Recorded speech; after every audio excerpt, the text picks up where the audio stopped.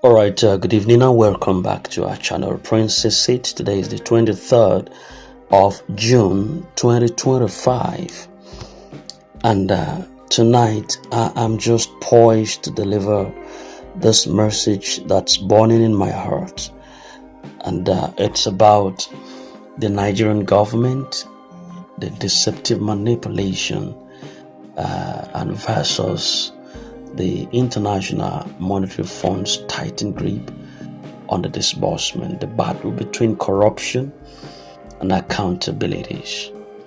Yes, for decades, Nigeria has been a nation that is caught between immense potential and painful realities.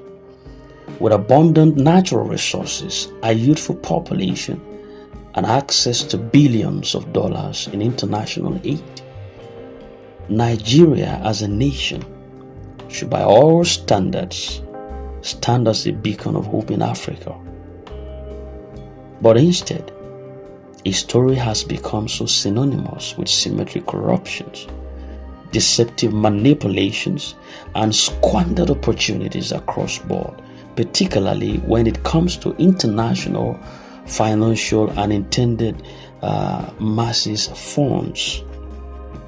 International organizations such as the IMF and the World Bank have over the years poured billions into Nigeria's economy with the intention of empowering citizens, with the intention of stimulating the grassroots development and wanting to alleviate poverty within Nigerian metropolis. Now, these funds, at least in theory, are supposed to support infrastructural development, the projects, healthcare services, education, youth empowerment, and other social cultural programs to uplift the ordinary Nigerians. But the reality on ground tells a different story. Rather than being transparent, timely, and also equitable disbursement of these funds, the public is often met with silence, unexplained delays, half-truths, or worse still, outright denial that such funds even exist to begin with. When questions arise, they are met with technical jargons, some bureaucratic excuses, some political dramas that are designed to confuse and pacify the masses. Why have we come this far? This is not mere inefficiency on the part of the government. It is a deliberate and calculated attempt, a frustration tactic that keeps the majority in the dark, while a privileged few at the top maneuvers the fund for personal gain. In other words, while international bodies release funds to Nigeria under the noble belief that they will reach the poor, the needy, and the vulnerable, the funds are instead immediately trapped in a web of bureaucracy, secrecy, and corruption. But recent developments also suggest that the status quo may be shifting in the favor of the masses. And that's when we talk about the IMF's awakening that says enough is enough. After years of being hoodwinked by empty promises and deceptive manipulations, the International Monetary Fund appears to have finally woken up to Nigeria's game.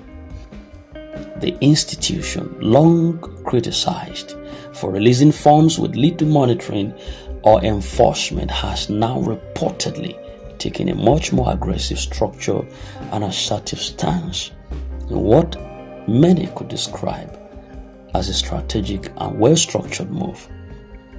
The IMF has tied the Nigerian government to a promised deal, a binding commitment that leaves no room for excuses, a binding commitment that leaves no room for sabotage or diversion of funds.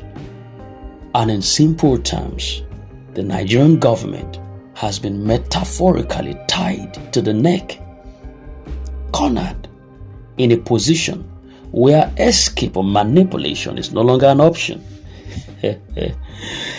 Oh goodness. And this promised deal introduces strict conditionalities, which ensures that IMF funds must directly benefit the intended population or risk serious financial, political, and reputational consequences. Now, it's no longer business as usual. The days of hiding behind technicalities or deflecting responsibility appears to be over with, at least at the very best. If the IMF holds its ground, the implications are so massive. For the first time in years, the Nigerian government is under intense international scrutiny, with mechanisms that is put in place to monitor disbursement, to track funds, and also ensure that aid reaches those that it's meant for. Now, to appreciate why the IMF recent move is so significant, one must understand Nigeria's long history of deceptive manipulation, especially when it comes to aid and financial support. First, the oil windfall squandered. During the period of oil boom, Nigeria generated billions of dollars in revenue, yet much of that wealth disappeared into corrupt schemes. Much of it disappeared into corruptions, extravagant lifestyles of the elite, and the questionable projects that never materialized. There was the debt relief era that was wasted in the early 2000s. Nigeria secured significant debt relief from creditors with the understanding that freed up funds would go toward development. However, poverty levels remained very high, and basic services, instead of being reduced, it deteriorated, which sparked a lot of questions about where the money actually went. What about the COVID-19, not too far from us here, COVID-19 palliatives, which were hoarded in 2020 amidst a global pandemic? Warehouses across Nigeria were discovered stockpiled with food items, relief materials that was meant to the suffering populations. But the citizens struggled. Politicians and officials hoarded some supplies, a lot of supplies, waiting for opportunities to exploit them for political gains. There are some cases of ghost beneficiaries and inflated projects, social welfare programs, agricultural grants, youth empowerment funds, which have been repeatedly marred by the existence of ghost beneficiaries, non-existent individuals that are listed as recipients. I beg your pardon? Yet, the real citizens continue to languish in abject poverty. These are but just a few examples in a long, painful history of systemic exploitation within the country. Time and time again, promises were made, funds were announced, but at the grassroots level, the masses see little to no tangible benefits. Again, this backdrop, the latest of IMF's intervention, is beginning to carry some immense weight. The promised deal represented that the binding accountability, unlike past arrangements, this deal right now locks Nigeria into strict accountability frameworks with clear deliverables, the monitoring tools, the timelines for disbursement and impact. They are enshrined in this deal. In other words, there is zero tolerance for manipulation from the IMF bodies.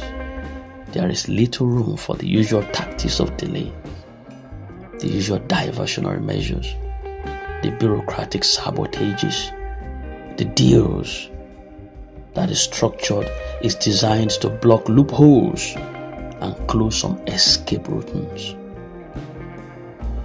There are consequences to this which are reputational. Should the government fail to comply, it faces not just financial penalties but also severe damage to its global reputation. And that's going to limit some future access to funds, to loans, to international partnerships. There has to be empowerment of civil society now. By encouraging local and international watchdogs, the citizen groups, the independent auditors, they had to monitor disbursement. The IMF has indirectly empowered ordinary Nigerians right now to play a role in ensuring transparency, and this represents a critical departure from the past, which signals that the IMF is no longer willing to be complicit of these crimes, whether internationally or through negligence. In the cycle of deception that have plagued Nigeria's governance system, the IMF is no more ready to be complicit. The people are watching, and vigilance is the key. The responsibility does not end with the IMF alone. For real, lasting change to occur, the Nigerian people must remain vigilant. We must remain vocal and also engaged. The government may be cornered, but history has shown that corruption is resilient and it always finds new ways to adapt if left unchecked. Already, platforms like Telegram disbursement group chats, social media networks, community groups are emerging as hubs for real-time updates, grassroots mobilizations, exposure of irregularities. Nigerians cannot afford to slip back into complacency. The opportunity to demand transparency is here right now, but it must be seized with both hands. Silence, indifference, or blind hope would only embolden the corrupt forces who are determined to keep the nation in poverty. Predictably, not everyone within Nigeria's ruling class welcomes the IMF tightened grip. For those who have built empires of wealth on diverted funds, those who have selective disbursement and manipulation, the promised deal is a direct threat to their interest. Yes, they are technically sabotaged. And this resistance underscores why citizens, activists, and the international community must remain so steadfast. The fight for accountability is far from over. Let justice flow. There should be hope for a new era. It has to be. The Nigerian government, through years of calculated deception, has found itself in a corner.